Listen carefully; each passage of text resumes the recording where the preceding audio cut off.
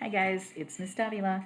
Today we're going to be reading aloud Aunt Isabel Tells a Good One by Kate Duke. Let's see what we got. Let's get started. Aunt Isabel Tells a Good One by Kate Duke. To Sydney.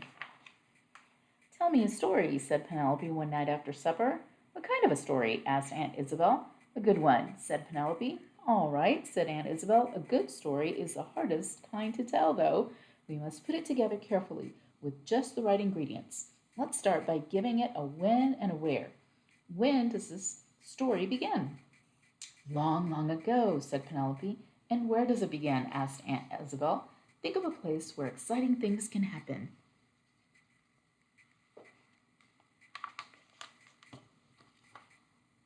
A cave, said Penelope. Long, long ago, whispered Aunt Isabel, there was a deep, dark cave in a gloomy forest where nobody lived except creatures who loved night and darkness and hid from the light. That's too scary, squeaked Penelope.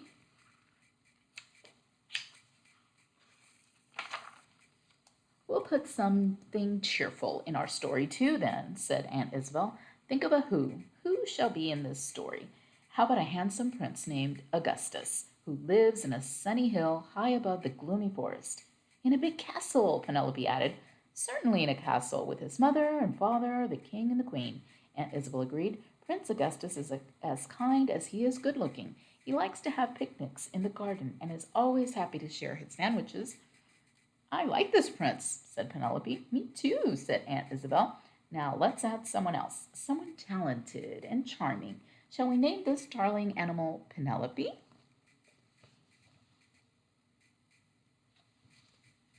Prince Augustus and Penelope is the new character. Lady Penelope, said Penelope. Lady Nell for short, said Aunt Isabel. Where does she come from? Nobody knows. She travels about wherever she likes and has learned many secrets and clever ways from the creatures she has met.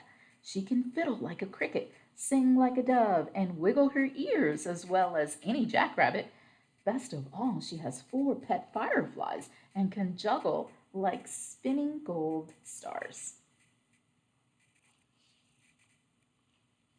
One day, her travels take her by the castle. Prince Augustus hears her singing. What a beautiful voice, he thinks. He offers her a sandwich. What a generous heart, she thinks.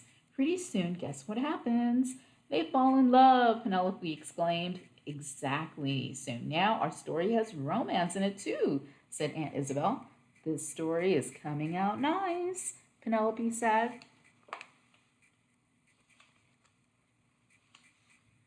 Too much niceness can be dull, though, said Aunt Isabel. We'll add a problem. Listen, the king looks out from the castle and growls. Who is that raggedy girl? A dreadful creature, sniffs the queen. Can you imagine? She wiggles her ears. Most unladylike. Not the sort of animal we want our prince to know, thunders the king. Be gone with her. And with that, they send Lady Nell away and forbid Augustus ever to speak to her again. Isn't that sad? Asked Aunt Isabel.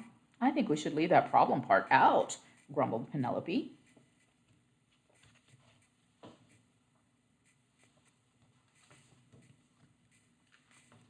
Just wait till you hear what happens next, said Aunt Isabel, because now we put villains into this story. Alone and sad, Augustus sits in the garden weeping onto his sandwiches. Night comes and still he weeps. Finally, the queen goes out to scold him for being foolish, but he's gone.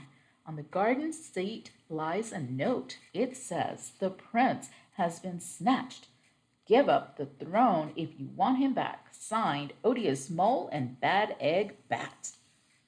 Oh, how the queen weeps! Oh, how the king wails! And oh, what panic there is in the kingdom! Odious Mole and Bad Egg, those bullies who lurk in the dark, plotting their mischief, are on the rampage. The townsfolk pack their things and rush to escape. The king and the queen wring their paws, wondering what to do next.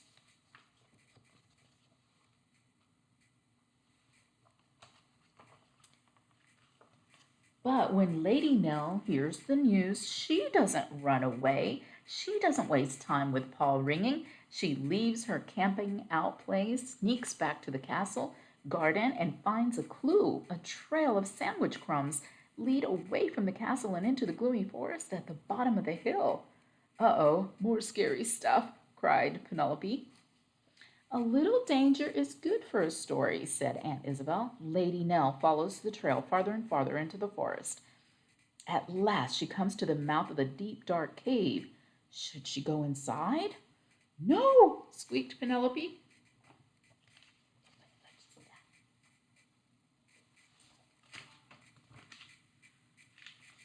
Well, someone's got to go save. Someone's got to save the prince, argued Aunt Isabel.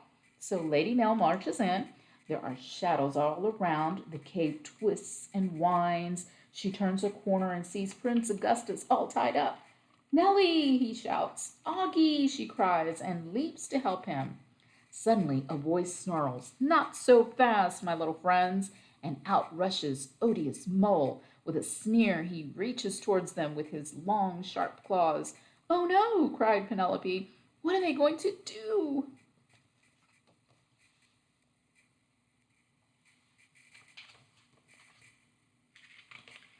Quick as a flash, Aunt Isabel replied, Lady Nell calls her fireflies and begins to juggle. She juggles? Cried Penelope. Why? Because, you remember, she has traveled far and wide, answered Aunt Isabel, and she has learned the secrets of creatures who hide in the darkness of caves. So up go the fireflies, and they spin and sparkle and light up the cave like bright gold stars. Spades and shovels, yelps Odious. My eyes, the light hurts my eyes. Get them away from me. Run, Augustus, cried Lady Nell. After them, Bad Egg, snarls Odious.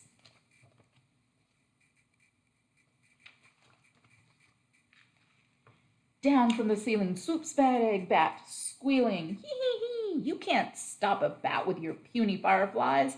I'll eat them up. What a treat, hee hee. Lady Nell and Augustus scurry into the shadows to hide, but Bad Egg screeches, Hee hee hee, a bat can find you in the dark. I can hear you. I can hear where you are. Run quietly, Augustus, whispers Lady Nell, but their paws go skitter, skitter, skitter on the floor. Hee hee, I hear you, squeals Bad Egg. I'll get you now. What will Lady Nell do?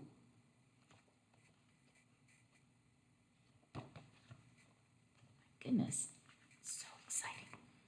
Sing, Augustus, she cries, and they both start to sing as loudly as they can. Their voices echo and echo and echo through the cave. Soon it sounds like 100 princesses and Lady Nells. What a racket! Now Bad Egg can't tell which voices are the real ones. He doesn't know which ones to follow. Barns and Belfries, stop the noise, he screeches. Stop the noise! Around and around he flies, banging against the walls. Finally, he knocks himself on the head and falls down in a heap.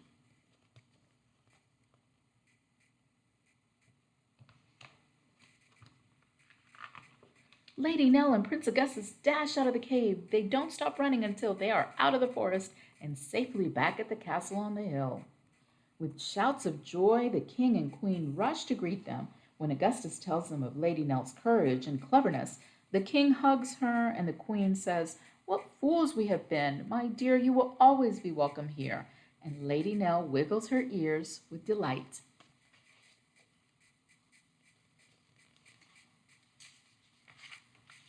The king and the queen call the whole kingdom together for a celebration, and everyone dances until dawn, while the fireflies twirl and somersault overhead.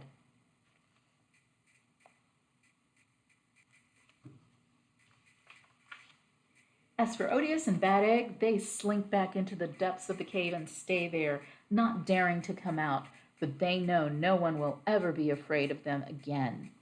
Is that the end? Asked Penelope.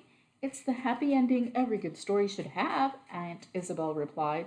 Do Prince Augustus and Lady Nell get married? Asked Penelope. I wouldn't be surprised, would you? Said Aunt Isabel. But first, Lady Nell becomes a famous musician, and first, Prince Augustus becomes a good and wise king. All that will have to wait, though, until we are ready to make up another good story. And now, my dear Penelope, it's time for you to go to bed. is the end of Aunt Isabel Tells a Good One by Kate Duke.